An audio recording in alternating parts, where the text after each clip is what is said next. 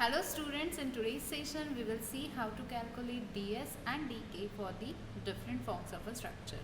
Earlier in the just previous session we have seen how to calculate ds and dk for trusses and for the frames and for beam structures, right?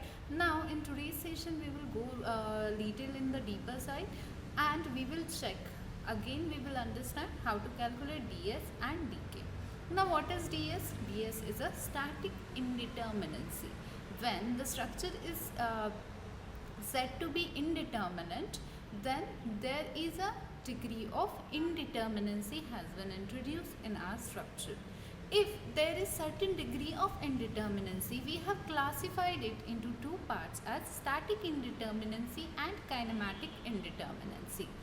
When we talk about static indeterminacy, it is more related to the structure forces. When the structure is under certain amount or certain system of a force, how it is behave, and can we solve the structure, can we find the all unknowns present in the structure, then we will call it as a static indeterminacy, or we will say we are dealing with the forces, then it comes to the static indeterminacy. But when we deals with the deformation or displacement, better word is displacement, then we talk about the kinematic indeterminacy, right? Then the static indeterminacy has its two classification. One is a internal indeterminacy, second one is the external indeterminacy. Now the major difference between these two is depends upon the which members causing the indeterminacy in our structure. If my internal member forces, or specifically I will say the internal member forces in the structure which causing your structure indeterminate, then that is called as a internal indeterminacy. While the support systems, if we see in this problem, let's take an example. Here you have a hinge support and this, sorry, not hinge, it is roller support, and that roller support comes with the one reaction. I have shown it over here. You can see that is one reaction, right? When I am not able to find that reaction, which is there are so many reactions. See, here you have a moment and one vertical force. Here you have a horizontal and vertical force. Here you have three of the forces: vertical, horizontal and moment. So total number of forces in this systems are 3 at first support, second 2 support, 1 support and then 2 support. So total 8, 9, 10, 11 supports you have. Alright. So are there 3? See here, 3 plus 2, 5. 6, 7, 8. Okay, so you have a 8 support, not 11. Yes, so in this 8 support, when this reaction forces you are trying to calculate, then if the equilibrium equations, which are those summation of forces in horizontal direction, summation of forces in vertical direction and summation of moment at particular point in the system will be equals to 0. It means that all the internal external system is balancing each other. If this, certainly these 3 equations are helpful to solve this all external forces, all 8 external forces, then I will say my structure is externally determinate. If that 3 equations are sufficient to find all internal forces in my system, then I will call my system as a structure, structurally, statically, internally as well as externally determinate, right? Moving ahead with the kinematic indeterminacy. Kinematic indeterminacy is more related to the displacement in the structures, and we will see how to calculate it. Now when the structures change their forms, like if it is a truss, this is forces or formulas required to calculate those forces or those systems are changes, right? So you have to understand that with every change in a shape or a form, I will say form, not shape, with every change in a form of a structure, either it can be a truss or can be a beam or can be a frame system, depending upon this what type of form of a structure you are dealing with, formulas has different categories, right? So you have to pick very necessary or very appropriate formula for that particular system, right?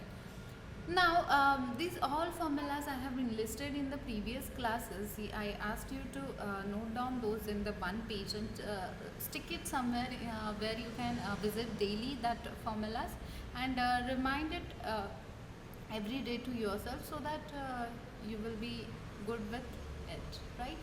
Now, how to solve the sums based upon those formula, how to use those formula, how to calculate, how to understand the form of structure, that we have done few of the same problems in the earlier class. Now we will do some more in this class, right? So I hope background is clear. One more important thing which I want to remind you, which we have already discussed, that is to solve any system or to solve any number of forces, we have to come with the same number of equations. What I say, if I am solving four number of unknowns in my system, then four number of equation has to be there. Four number of equation has to be there. Then and then only we will solve, or we will able to solve the system of forces. If not, if we have a less and more equations and number of unknowns, then we can't proceed and we can't make it solution for that structure, right? Yes, so let's go with the ninth sum, in which you can see there is a huge structural form. It is a frame structure which has a roof at rooftop. You can see it is a triangular truss type of roof we have provided. Then you have one bay.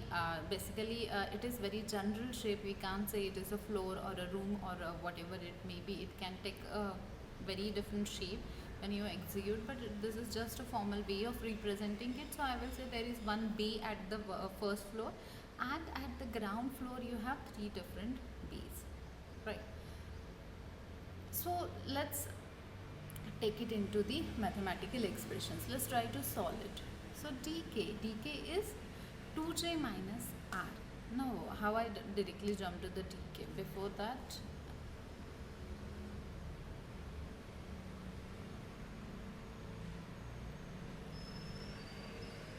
okay. So for this system, I want to calculate only dk. I am not looking into the ds part. Okay. I have solved only for the dk. If you want to solve it, you can go for the ds. Yeah, I have already told you how we have discussed how to go for ds calculation, right? I hope you have in the touch with this subject and you are reminding yourself how to solve it, right? Please daily watch this lessons and daily watch these sessions, practice something, scratch something in your book. Then only it is possible to cope up with all those concepts and all the theory and formula part of this subject, right? So dk will be 3j minus r. Now this 3j minus r is for the frames, that to be for the frames which is axially deformable. Now frames has two types: axially deformable members it can be, or it consists of axially deformable members, and it can be consist of axially rigid members. So on the basis of that, we have seen here two formulas: axially deformable, axially rigid members, right? Rigid members, if we consider, we have to take different formula. If we consider axially deformable member, then formula will be changed here. So first is for axially deformable, 3j minus r. What is j stands for here? J stands for number of joints in my structure. How many number of joints do I have here? I have, let's see,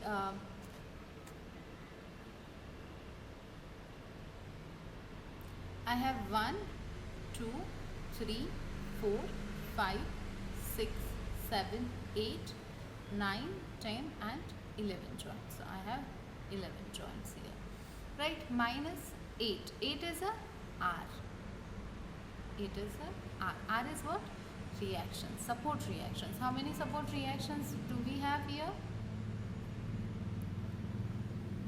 We have 3 at here, 2 at here, 5, 6, 7, 8. So that's why support reactions are mentioned as a 8 here. And dk will be 3j minus r minus m.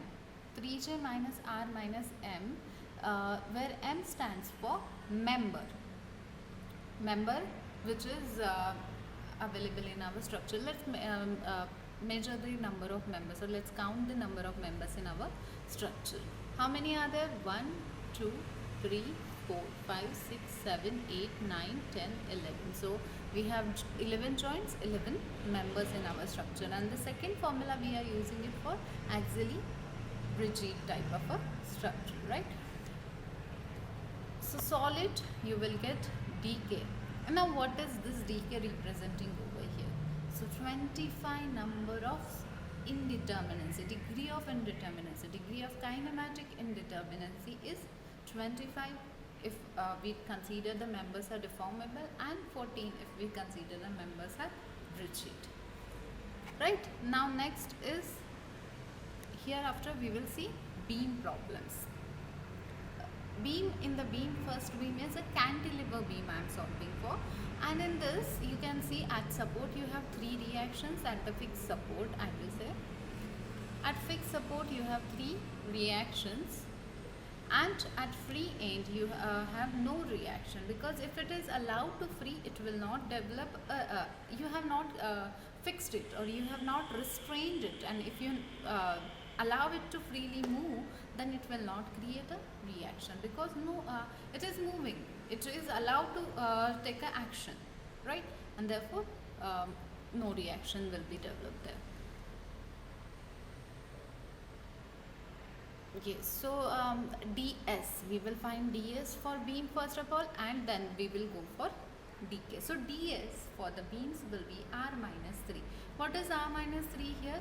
The number of support reactions minus 3 equilibrium equations. So how many are the support reactions? We know at the fixed end 3 support reactions. So 3 minus 3 giving me a ds value equals to 0. Now for the beams, you must remember that there is no internal and external in the beam. Okay, whatever you are calculating ds is directly r minus 3, which is external static indeterminacy, and yes, there is no internal and external for the beams. Then dk will be 3j minus r, 3j minus r. 3j is a number of joints, only one joint at the support you have provided, and minus reactions, which are the 3. So 3 into 1 minus 3 will give us a number of kinematic indeterminacy equals to 0, right? Let's proceed for the next beam, in which I have provided one end as a hinged, which will create 2 reactions. Roller has 1 reaction. Now we understood that support reactions are 3 here. ds will be r minus 3. ds will be r minus 3. R is the 3 support reactions, 3 is the equilibrium equation, this 3 stands for equilibrium equations. So 3 minus 3 will be equals to 0. Right, next is a dk. dk will be 3j minus r. How to calculate 3j minus r? J stands for joints. Here how many joints? 2 joints at one support, first joint, at second support, second joint. So total dk will be equals to 3 into 2 minus 3 equals to 3 into 2 will be 6 minus 3 will be equals to 3, right? So degree of kinematic indeterminacy is 3 here, right? And degree of static indeterminacy is 0. What does this 0 stands for? So 0 is stating here that my structure is statically determinate but kinematically indeterminate. If 0 is comes, it means that statically I can able to find all the unknowns, but those who are playing kinematic role, they are not able to find, and that degree of indeterminacy, that kinematic degree of indeterminacy is 3 here. Now next is problem number 12, in which both the ends are fixed. If we have a fixed end, we will end up how many support reactions? 3 support reaction at each of the supports, right? Fixity gives a restriction to movement, and if you restrict anything to move, it will end up developing the reactions at that point. So fixed supports restrict the movement in 3 of the directions, therefore in three of the directions support reactions will develop. So we have a two fixed supports, so total number of reactions will be 6, right? So ds will be r minus 3, 6 minus 3. Reactions are 3 here and 3 here. Total number of reactions are 6. 6 minus 3 will be your ds. What is dk? dk is 3j minus r. J stands for joint here. So 3 into j minus r. Now what is J stands for here? Joints. How many joints? 1 and 2. So how many joints? 3 into 2 minus 6 will give you 0, because 3 into 2, 6 minus 6 will be 0 here. Right. So here my structure, when I provide a fixed ends, then my structure shows that kinematic indeterminacy is 0. It means that at no place there is no chance of displacement. It means that at any supports my structure will not has a chance of displacement, because kinematic indeterminacy is 0. But static indeterminacy has a 3 value. It means that statically the force system, the number of forces developed in my structure is more than the equilibrium equations, and we can't solve it. Our structure for the static indeterminacy we can't solve it. Understood? Now next is, this is fixed end and this is roller. For roller you have one support, for a fixed end you have 3 support reactions. So total number of reactions are 3 plus 1, 4 number of reactions. ds will be 4 minus 3, giving that ds will be equals to 1 in this type of a structure. This is prop cantilever basically, right? For prop cantilever, statically the degree of indeterminacy is 1. Let's go for the kinematic indeterminacy, that is 3j minus r. 3 into j stands for number of joints. How many joints? 1 and 2. Therefore 3 into 2, 6 minus reactions, 3 here and 1 here, so total are 4. So 4, 6 minus 4 will be 2. That tells us that kinematic indeterminacy is of degree 2 and static indeterminacy is 1. So total number of degree of indeterminacy are 3, right? Last is yours continuous beam. Now we are looking into continuous beam. Continuous beams means what? A beam which is expanded or which is continued more than the 2 supports. If it is continued on, or it is rested on only 2 supports, then it is simply supported beam. Or but if it is continuous over a span over a 2 or more than 2 supports, then we will call it as a continuous beam. Now let's check what continuous beams is. Is it statically determinate, kinematically determinate, or indeterminate, or developing the certain amount of indeterminacy? Let's check that. So here we have one support, because it is hinged, it comes with the 2 supports reaction. Roller 1 support reaction, again 1 support reaction. So total number of supports reactions are 4. So ds will be r minus 3. R minus 3 means what? Reactions are 4 minus equilibrium equation 3. How many giving it? 1 static indeterminacy. K will be 3j minus r. So j will be number of joints, 1, 2, 3. 3 into 3, 9. Minus support reactions are 4, giving that number of degree of indeterminacy, kinematic indeterminacy is 5. So total number of indeterminacy for the continuous beam here, 1 plus 5. How many are there? 6 are there, right? So this is how we have solved ds and dk formulas, or we have solved the different shape and different forms of the structure for dk and ds. We will end our session today here only. In the next session we will look into the next half part of your unit, in which we will understand different methods, and we will try to analyze slope and deflection in our structure. So we are going towards the slope and deflection. Earlier in this part we have understood that what are the structure, what is the structure first of all, then how it is classified, then how we call it as a determinant and indeterminate, then sub classification of indeterminate structures, and then we have understood the numerical parts on it. So in the next class we will move towards the slope deflection problems. Thank you so much.